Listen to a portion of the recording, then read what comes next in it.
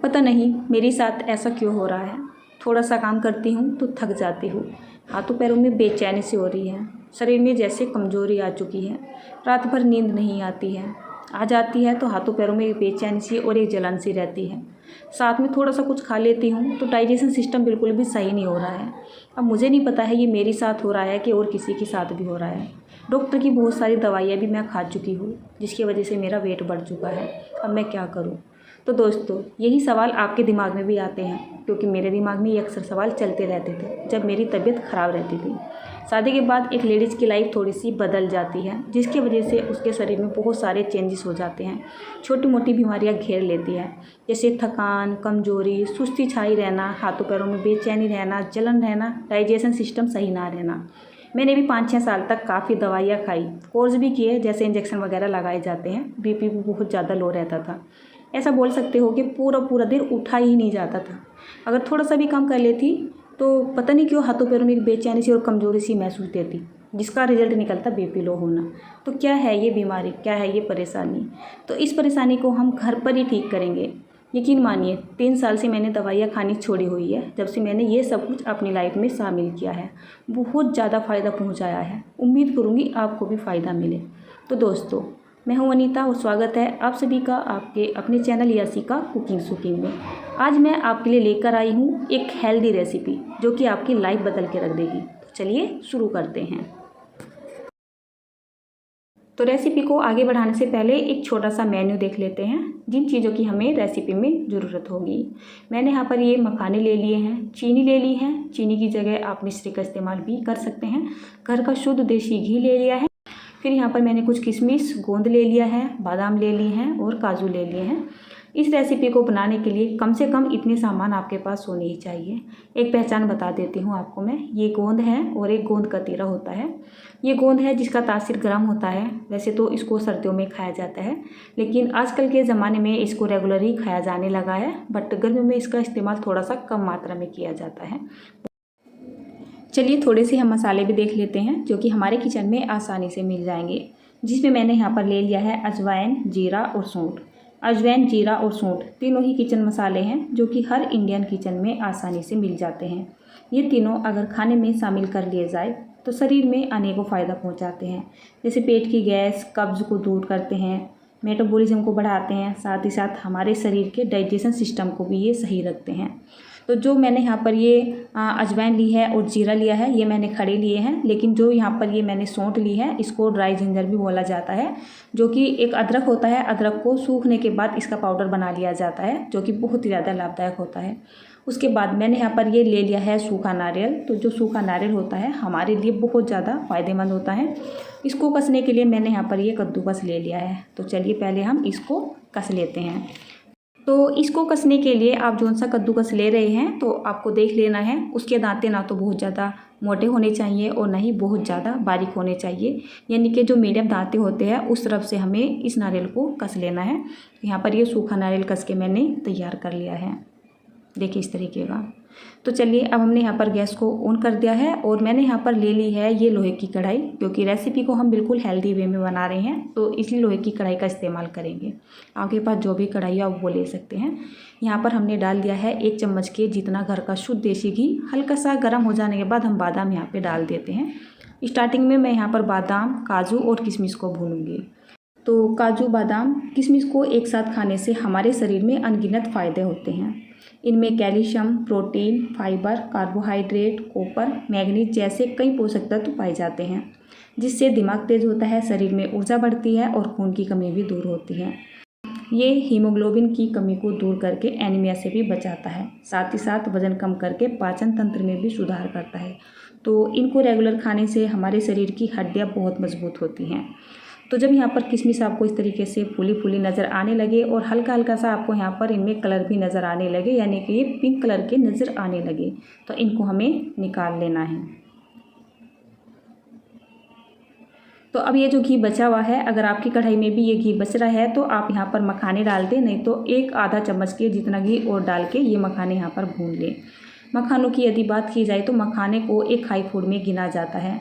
मखाना बहुत ज़्यादा पौष्टिक होता है, इनमें फाइबर और कार्बोहाइड्रेट बहुत मात्रा में होता है, साथ ही साथ इनमें कैल्शियम भी बहुत ज़्यादा होता है। मखाना दोनों तरीके से खाया जाता है, यानी कि इसको वेट लॉस करने के लिए भी खाया जाता है और वेट को गेन करने के लिए भी खाया जाता है। 1.5 से 2 मिनट में जब ये अच्छे से आपको क्रिस्पी नज़र आने लगे तो इनको हम निकाल लेते हैं। उसके बाद हम यहाँ पर 1 चम्मच के जितना घी और डाल देते हैं और घी को हल्का सा गर्म हो जाने देते हैं। अब हम यहाँ पर गैस को बिल्कुल लो कर देते हैं और गोंद को भून के तैयार करेंगे। गोंद का तासीर वैसे तो गर्म होता है, लेकिन आज के ज़माने में इसे हर मौसम में खाया जाने लगा है। इसके अंदर फाइबर, मैग्नीशियम, कैल्शियम और फास्फोरस जैसे बहुत सारे गुण पाए जाते हैं जो हमारे शरीर को तंदुरुस्त रखते हैं। साथ ही साथ ये हमारे पाचन सिस्टम को भी मजबूत बनाता है। गोंद से हमारी मांसपेशियाँ मजबूत होती हैं। बच्चा होने के बाद इसे जच्चा को खिलाया जाता है जिससे दूध ज़्यादा बनता है। इसे खाने से रीढ़ की हड्डी भी मजबूत होती है और जोड़ों के दर्द में बहुत ज़्यादा राहत मिलती है। तो चलिए जब ये भून जाए अच्छे से इसको भी हम निकाल लेते हैं। उसके बाद अब यहाँ पर हम गैस को ऑफ कर देते हैं और जो कुछ घी इस कढ़ाई में बचा हुआ था उसी के अंदर हम ये घिसा हुआ नारियल डाल देंगे। तो नारियल को हमें कम से कम 1.5 से 2 मिनट के लिए हल्की सी गर्म कढ़ाई में भूनना है। मतलब हमें यहाँ पर आँच को नहीं रखना है, आँच को बंद कर देना है। कढ़ाई हमारी काफ़ी गर्म है, इसको लगातार चलाते हुए हल्का सा क्रिस्पी होने तक भून लेना है। तो सूखे नारियल की भी अगर हम बात करें तो सूखा नारियल हमारी हड्डियों के लिए बहुत ही ज़्यादा लाभकारी होता है। इसमें कैल्शियम भरपूर मात्रा में होता है। सूखा नारियल खाने से जोड़ों का दर्द और सूजन भी कम होती है। साथ ही साथ ये गठिया के खतरे को भी कम करता है। तो बहुत ही ज़्यादा फ़ायदेमंद होता है हमारे लिए ये सूखा नारियल। अब मैंने यहाँ पर गैस को ऑन कर दिया है और फ्लेम बिल्कुल लो कर दिया है। तो मैंने यहाँ पर डाल दिया है आधा छोटा चम्मच के जितना जीरा और आधा छोटा चम्मच के जितना अजवाइन डाल दिया है। इनको भी हमें हल्का सा भून लेना है। जीरा मैंने यहाँ पर कम इसलिए डाला है क्योंकि ये जो रेसिपी है घर में बच्चे भी हैं, सभी खाते हैं, तो कहीं बच्चों को इसका फ्लेवर अच्छा ना लगे तो मैंने कम ही डाला है। आप यहाँ पर 2 चम्मच के जितना जीरा भी डाल सकते हैं। तो जब ये हल्का हल्का सा भुन जाए हम इनको निकाल लेते हैं। तो यहाँ पर ये सभी चीज़ें मैंने एक ही प्लेट में निकाल ली हैं। तो सभी तैयारी होने के बाद मैंने यहाँ पर एक पैन ले लिया है और इस पैन में हम डाल देते हैं 1 लीटर के जितना पानी, 300 ग्राम के जितनी चीनी। तो चीनी डिपेंड करेगी आपके टेस्ट के हिसाब से कि आपको ये रेसिपी कितनी मीठी और कितनी फीकी रखनी है, यानी कि आप किस तरीके का मीठा खाना पसंद करते हैं।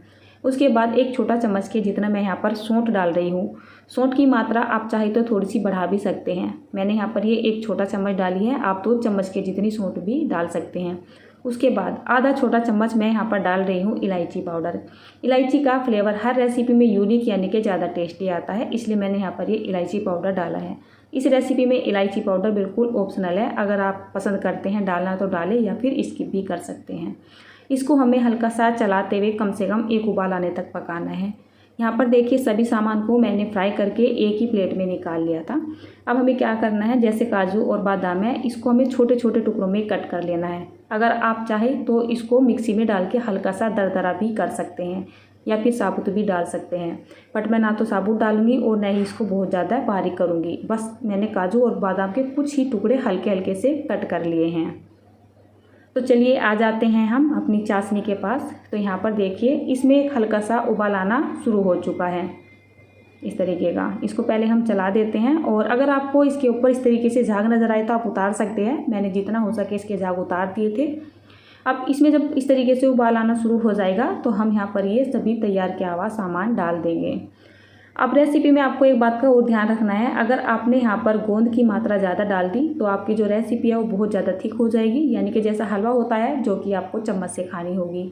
अगर आपने ज़्यादा कम डाल दिया तो बिल्कुल वो चाय के जैसी यानी कि पतली हो जाएगी। तो आपको थोड़ा सा गोंद का ध्यान रखना है। स्टार्टिंग में आपको गोंद थोड़ा सा कम डालना है। अगर आपको ऐसा लगे कि आपकी जो रेसिपी है वो बहुत ज़्यादा पतली सी महसूस दे रही है, यानी कि आपको वो पसंद नहीं आ रही है पतलापन की वजह से, थोड़ा सा बाद में डाल सकते हैं। अगर आपने ज़्यादा डाल दी लेकिन वो निकाली नहीं जाएगी तो इसलिए कम ही डालें, बाद में भी डाल सकते हैं। अब हम गैस के फ्लेम को मीडियम करते हुए कम से कम इसे 5 से 6 मिनट के लिए अच्छे से पका लेते हैं, जब तक इसमें अच्छा सा गाढ़ापन नहीं आ जाता है। तो इसको पकते पकते यहाँ पर 5 से 6 मिनट हो चुके हैं। हमारी जो ये रेसिपी है इसमें हल्का हल्का सा गाढ़ापन भी आ चुका है। इसके ऊपर जितने आपको बबल नज़र आ रहे थे वो भी ख़त्म हो चुके हैं और जो हमारे ये मखाने वगैरह थे ये भी फूल के अच्छे से सॉफ्ट हो रहे हैं, यानी कि टोटल मैंने इसको 6 से 7 मिनट के लिए अच्छे से पका लिया है। हमारे यहाँ पर इसको छुआनी बोला जाता है। खासकर जैसे एक न्यू बेबी होता है घर में, तब जच्चा को दिया जाता है। बोला जाता है इसको जच्चा को देने से जच्चा के जो जोड़ों में दर्द होता है, रीढ़ की हड्डी में दर्द होता है, वो भी ख़त्म हो जाता है और जैसे पेट वगैरह की सफाई होती है वो भी आसानी से हो जाती है। और दूसरा, इसको पीने से जो दूध वगैरह होता है वो बहुत ज़्यादा बनता है, जिससे न्यू बेबी का पालन पोषण अच्छे से हो जाता है। उसके बाद इसको और थोड़ा सा हेल्दी वे में बनाने के लिए मैंने 1 चम्मच के जितना घर का शुद्ध देसी घी और डाल दिया है। मैं आपको एक बार फिर से बता रही हूँ, अगर आपको ये रेसिपी एकदम हेल्दी वे में बनानी है तो आप यहाँ पर बाज़ार का घी ना इस्तेमाल करके हो सके तो घर का ही घी इस्तेमाल कर लीजिए। वैसे भी इस रेसिपी में बहुत ज़्यादा घी तो नहीं लगता है, 4 से 5 चम्मच घी में ही यहाँ पे काम हो जाएगा। यहाँ पर देखिए रेसिपी का टेक्सचर बिल्कुल मस्त आया हुआ है, देखते ही मुंह में पानी आ रहा है। यकीन मानिए ये रेसिपी बहुत ही ज़्यादा हेल्दी भी है और बहुत ही ज़्यादा स्वादिष्ट भी है। बड़ों को छोड़ो, बच्चों को भी बहुत ज़्यादा पसंद आती है। इधर घर में ये रेसिपी बनेगी, उधर बच्चे इसको चट कर जाएंगे। तो हेल्दी और टेस्टी रेसिपी बनके तैयार हो चुकी है। इस रेसिपी को आप किसी भी मौसम में खा सकते हैं। इसके अंदर फाइबर, मैग्नीशियम, कैल्शियम और फास्फोरस जैसे बहुत सारे गुण हैं जो कि हमारे शरीर को तंदुरुस्त रखेंगे और आपकी जो छोटी मोटी बीमारियां हैं जैसे हाथों पैरों में बेचैनी होना, कमजोरी, थकान, सुस्ती वगैरह होना, साथ ही साथ जैसे हमारा बीपी लो होता रहता है, उसमें भी बहुत ज़्यादा फ़ायदा पहुँचाने वाली है। आई होप दोस्तों आज की ये छोटी सी रेसिपी आपको पसंद आई हो। पसंद आई हो तो रेसिपी को लाइक, कमेंट, शेयर करना। हो सके तो मेरे चैनल को सब्सक्राइब जरूर कर देना। चलिए मिलती हूँ आपसे एक और नई वीडियो में या फिर नई रेसिपी में। Take care and bye bye.